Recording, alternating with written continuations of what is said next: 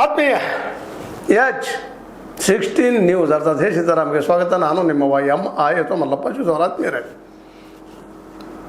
Siddaramaiah TKC ಇವರು ವಿರೋಧಿ ಆಗ್ತಾ ಇದ್ದಾರಾ, ದೂರ ಸರಿಸಿದಾರ? TKC ಮತ್ತು ಸಿದ್ದೂರ ಮಧ್ಯದಲ್ಲಿ ಟಗ್ ಆಫ್ ವಾರ್ ನಡೀತಾ ಇದೆಯಾ ಅಂತ ಸೂಕ್ಷ್ಮವಾಗಿ ಅಭ್ಯಾಸ ಮಾಡಿದಾಗ, ಹೌದು, ಮುಖ್ಯಮಂತ್ರಿಯನ್ನಾಗಿ ಮಾಡುವಲ್ಲೇ ಒತ್ತಡ ತಂದ DKC ಅವರು ಅವರಿಗೆ ಬೆಂಡ್ ಆದಂಗೆ ನೀವು ಹೇಳಿದಂಗೆ ನಡೀತೀರ ಅನ್ನೋದು ಏನೇನೋ ಆಶ್ವಾಸನೆ ಕೊಟ್ಟಿರಬಹುದು ಅನ್ನಿಸ್ತದ. ಅದು ಹೈಕಮಾಂಡ್ ಒತ್ತಡ ಬಂದಿರಬಹುದು ಅಂತ ಅನ್ನಿಸ್ತದ. ಆದರೆ CM ಆದ ತಕ್ಷಣ ಇವರ ಬಾಡಿ ಲ್ಯಾಂಗ್ವೇಜ್ DKC ಅವ್ರದ್ದು ಆದಷ್ಟು ತನ್ನ ಮಾತು ನಡಿಬೇಕು ಅನ್ನುವಂಥದ್ದು ಸಹಜ ಇರಲಿ, ತಪ್ಪಂತಲ್ಲ. ಮತ್ತು ಈ ಮಾತನ್ನು ಹೇಳ್ತಾ ಇದ್ದೀನಿ. ಯಾಕಪ್ಪ ಅಂತಂದ್ರೆ ಒಬ್ಬ ವ್ಯಕ್ತಿಗೆ ಸ್ವಾಭಿಮಾನ ಹೊಂದಿರ್ತದೆ, ಆದರೆ ಅದೇ ಕಾಲಕ್ಕೆ ಕೆಲವು ಅನಿವಾರ್ಯತೆಗಳು ಸಹಿತ ಇರ್ತಾವೆ.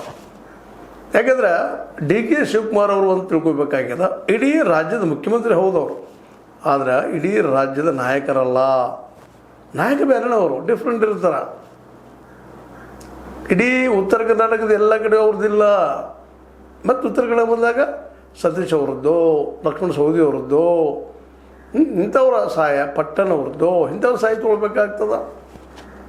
ಮತ್ತು ಮೈಸೂರು ಸುತ್ತಮುತ್ತ ಪ್ರಭಾವ ಇರ್ಬೋದು. ಹೋದ ಎಲೆಕ್ಷನ್ದಲ್ಲಿ ಅವರು ಮುಖ್ಯವಾಗಿ ಸಿದ್ದರಾಮಯ್ಯನವರು ಮತ್ತು DKC ಅವ್ರಿಗೂ ಜೊತೆಯಾಗಿ ಎಲೆಕ್ಷನ್ ಮಾಡಿದ್ರು ಅನ್ನೋದು ಒಪ್ಪುನು.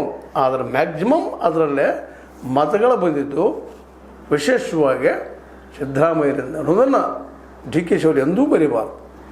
ಯಾಕಂದರೆ ಇಡೀ ರಾಜ್ಯದ ಪ್ರತಿ ಕ್ಷೇತ್ರದಲ್ಲೂ ಒಂದು 10-15 ಜನ ಸಿದ್ದರಾಮಯ್ಯನ ಬಲ್ಲಂಥವರು, ಸಿದ್ದರಾಮಯ್ಯರ ಬಗ್ಗೆ ಪ್ರೀತಿ ಇದ್ದಂಥವ್ರು ಸಿಕ್ಕೇ ಸಿಗ್ತಾರೆ. ಹಾಗೆ DKC ಅವ್ರ ಪರವಾಗಿ ಸಿಗಲಿಕ್ಕೆ ಸಾಧ್ಯನೇ ಇಲ್ಲ ಅಂದರೂ ಅಡ್ಡಿ ಇಲ್ಲ. ಈ ಮಾತನ್ನು ಅಗ್ದಿ ಗಂಟಾ ಘೋಷವಾಗಿ ಹೇಳಬೇಕಾಗಿದೆ. ಇಂಥವ್ರು DKC ಅವರು ಇವತ್ತು ಹೈಕಮಾಂಡದ ಒತ್ತಡದಿಂದ ಮುಖ್ಯವಾಗಿ ಅದೇ, ಇಲ್ಲಾಂದರೆ ಸಿದ್ದರಾಮಯ್ಯ ಬಿಡ್ತಾನೇ ಇರಲಿಲ್ಲ. ಎಲ್ಲಿವರೆಗೆ ರಾಹುಲ್ ಗಾಂಧಿಯವರು ಶರೀರಿ ಅಂತ ಹೇಳಿದರು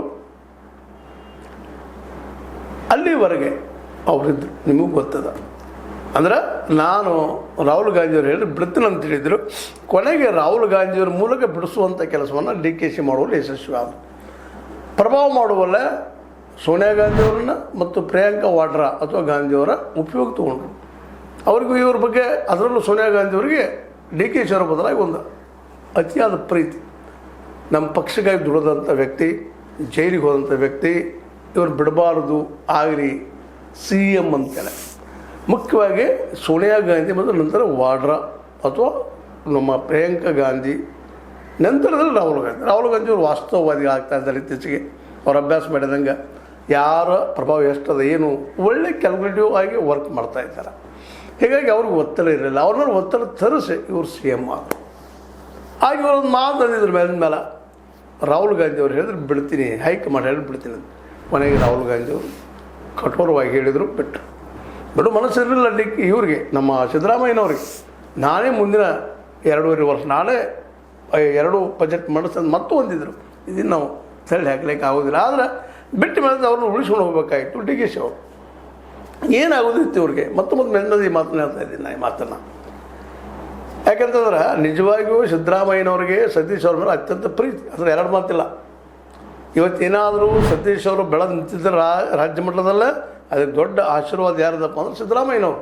ಅವ್ರ ಕುಟುಂಬದಲ್ಲಿ ಅವ್ರ ಆಶೀರ್ವಾದ ಸ್ವತಃ ರಮೇಶ್ ಜಾರಕಿಹೊಳಿ ಒಪ್ಕೊಳ್ತಾರೆ. ಈ ಮಾತನ್ನು ಸ್ವತಃ ನಮ್ಮ ಸತೀಶ್ ಅವರು ಒಪ್ಕೊಳ್ತಾರೆ. ಅವ್ರ ಮನೆ ಎಲ್ಲ ನಾಯಕರು ಒಪ್ಕೊಳ್ತಾರೆ.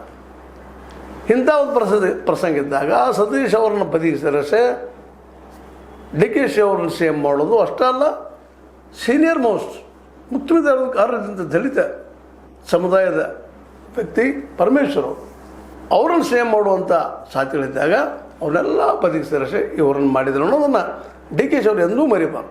ಮನಸ್ಸು ಮಾಡಿದ್ರೆ ನಮ್ಮ ಪರಮೇಶ್ವರನ್ನು ಮಾಡಬೇಕಾಯ್ತು. ಆದರೆ ಪರಮೇಶ್ವರನ ಡೆಪ್ಯೂಟಿ CM ಮಾಡಬೇಕಾದ್ರೂ ಸಹಿತ ಒದ್ದಾಡಬೇಕಾಯ್ತು ಸಿದ್ದರಾಮಯ್ಯನು. ಯಾಕಂತಂದ್ರೆ DKC ಅವರು ಕೆಲವೊಂದು ತಪ್ಪುಗಳನ್ನು ಮಾಡ್ತಾನೆ ಮೊದಲು. ಆಯಿತು, CM ಆಗಬೇಕು ಅನ್ನೋ ಆಸೆ ಇತ್ತು, ಪ್ರಬಲ ಆಸೆ.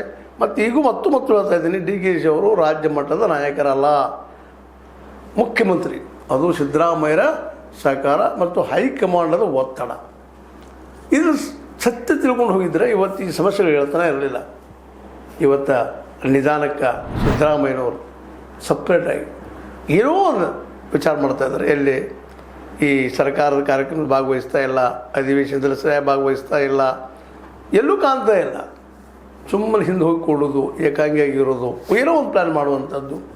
ಅದರಲ್ಲೂ ಇತ್ತೀಚೆಗೆ ದೊಡ್ಡ ಘಟನೆ ದೇವರಾಜ ಅರಸರ ಒಂದು ಹುಟ್ಟಹಬ್ಬದ ದಿನದಿಂದ, ಅದು ರಾಜೀವ್ ಗಾಂಧಿ ಅವ್ರ ಹುಟ್ಟಹಬ್ಬ. ಆ ಸಂದರ್ಭದಲ್ಲೇ ದೇವರಾಜ ಅರಸರ ಕಾರ್ಯಕ್ರಮದಲ್ಲಿ ಭಾಗಿಯಾಗಿ ಮಾತಾಡಿದ್ದು ಈಗ ನೀವು ಕೇಳಿದ್ದೀರಿ. ನಾನು ರಾಜೀನಾಮೆ ಕೊಟ್ಟಾಗ ಇವರು ಆಗಿದ್ದಾರೆ ಅನ್ನುವಂಗೆ ಮಾತಾಡಿದ್ದಾರೆ. ಸತ್ಯದ ಇದು ಇದೇ ರೀತಿ ಮುಂದುವರೆದ್ರೆ ಡಿ ಕೆ ಶಿ ಅವರು 2022ರಲ್ಲಿ CM ಆಗಿ ಮುಂದುವರಿತಾರಾ ಅಥವಾ ಮತ್ತಾರು ಬದಲಾಗ್ತಾರ? ಈಗಾದರೂ ಬದಲಾಗ್ಬೋದಾ? ಈಗ ಚರ್ಚೆ ಶುರುವಾಗಿಬಿಟ್ಟಿದಾವೆ, ಬೇರೆ ದಲಿತ CM ಆಗ್ಬೋದು ಅಂತೇಳಿ. ಅಂದ್ಕೊಂಡಷ್ಟು ಯಾವುದು ಸುಲಭಿಲ್ಲ. ಡಿ ಕೆ ಶಿ ಅವರು ರಾಜಕೀಯವಾಗಿ ಪರಿಣಿತರಿದ್ದಾರೆ, ಬುದ್ಧಿವಂತರಿದ್ದಾರೆ. ಇನ್ನೂ ಅವರು ಹಿಡಿದಂಗೆ ಮಾಡ್ತಾ ಇದ್ದಾರೆ. ಸಿದ್ದರಾಮಯ್ಯ ಸಣ್ಣ ಕೂಸಲ್ಲ, ಸಣ್ಣ ಹುಡುಗಲ್ಲ, ಅಪ್ರಜ್ಞಾವಂತರಲ್ಲ. ಯಾರು ಸಿಂಪಿದ್ದಾರೆ, ಯಾರು ದೂರ ಇದ್ದಾರೆ ತಿಳ್ಕೊಳ್ಳೋದು ಶಕ್ತಿ ಅವ್ರಿಗೆ ಗೊತ್ತಾಗಿಬಿಡ್ತದೆ. ಬಾಡಿ ಲ್ಯಾಂಗ್ವೇಜ್ ಅಲ್ಲಿ ಬೆಳೆದಿರ್ತದೆ. ಒಬ್ಬ ವ್ಯಕ್ತಿ ನೋಡಿದ ತಕ್ಷಣ ಇದಪ್ಪ ವ್ಯಕ್ತಿ ಅಂತ ಹೇಳುವಂಥ ಒಂದು 6th ಸೆನ್ಸ್ ಅವರಲ್ಲಿ ಬೆಳೆದಿರ್ತದೆ.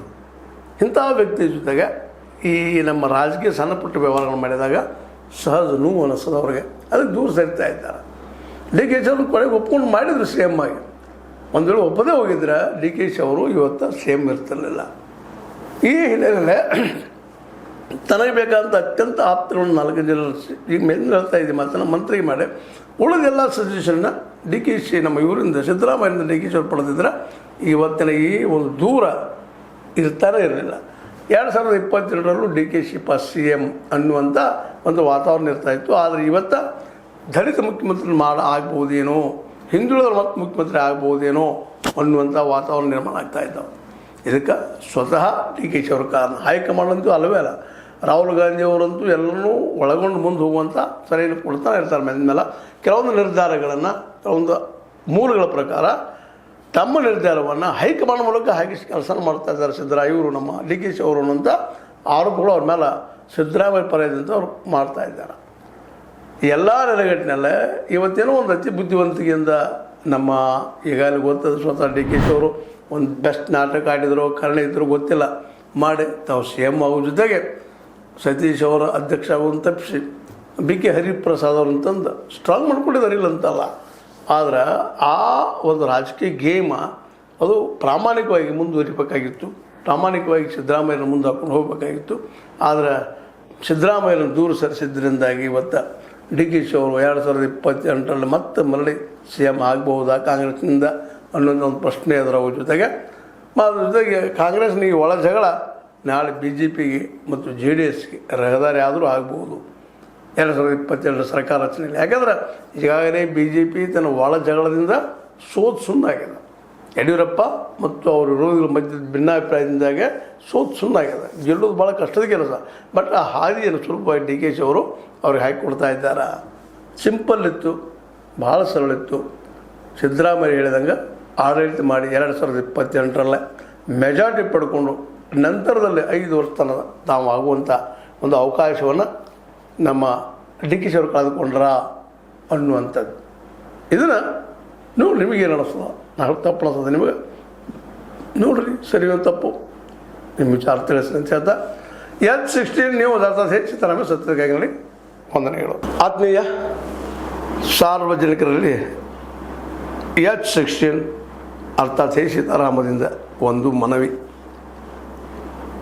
ಈ ಸಂಸ್ಥೆ ಭ್ರಷ್ಟಾಚಾರ, ಅನ್ಯಾಯ, ಅತ್ಯಾಚಾರಗಳಿಂದ ನೊಂದವರ ವೇದಿಕೆ. ಅನ್ಯಾಯಕೋರರ, ಭೂಗಳ್ಳರ, ನಶಾ ಸಾರಾಯಿ ಮಾಫಿಯಾಗಳ ವಿರುದ್ಧದ ಧ್ವನಿ. ರೈತರ, ಕೂಲಿಕಾರ, ಕಾರ್ಮಿಕರ, ಬಿದ್ದ ಸಮುದಾಯ ಜನರ ಧ್ವನಿ. ಬೆಂಬಲವಾಗಿ ನಿಂತು ತನುಮನ ಧನದ ಸಹಾಯಕ್ಕೆ ಸಾರ್ವಜನಿಕರಲ್ಲಿ ಕೋರಿಕೆ. ದಾನದ ಸಹಾಯ ನೀಡಿ ಸ್ವಾತಂತ್ರ್ಯ ಪತ್ರಿಕೋದ್ಯಮ ಉಳಿಸಿ ಬೆಳೆಸಿ. ವಂದನೆಗಳು.